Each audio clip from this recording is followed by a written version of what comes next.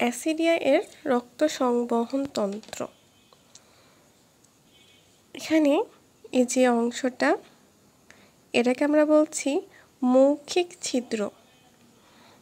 এটা হচ্ছে মৌখিক ছিদ্র। তারপরে এই যে এই অংশটা, এটাকে আমরা বলছি মৌখিক নালী বা সাইফন। এটা হচ্ছে মৌখিক নালী বা সাইফন। তারপরে এই যে এইখানে এই অংশটা, এটাকে আমরা বলছি কোর্সিকা। যে এই অংশটা, এটা হচ্ছে কোর্সিকা। তারপরে এখানে যে অংশটা, এটা হচ্ছে অ্যাট্রিয়াম ছিদ্র। এটা অ্যাট্রিয়াম ছিদ্র। আর এই অংশটাকে আমরা বলবো অ্যাট্রিয়াম নালী।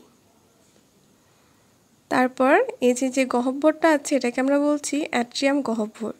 এই যে এই গহ্বরটা, এটাকে আমরা বলছি অ্যাট্রিয়াম গহ্বর। এই যে এখানে যে ছিদ্রটা আছে, এটাকে আমরা বলছি পায়ু। এই যে ছিদ্র, এটাকে আমরা বলছি পায়ু। তারপর এখানে যে অংশটা, এই যে এটা হচ্ছে ডিম্বাশয়। এই অংশটার নাম হচ্ছে ডিম্বাশয়। এই যে এটাকে আমরা বলছি পাকস্থলী। এটা হচ্ছে পাকস্থলী। এই যে এখানে যে অংশটা, এটা হচ্ছে হৃৎপিণ্ড। এটা হৃৎপিণ্ড। আর এই যে অংশটা, এই যে এটা হচ্ছে ম্যান্টল। এটাকে আমরা কি বলবো?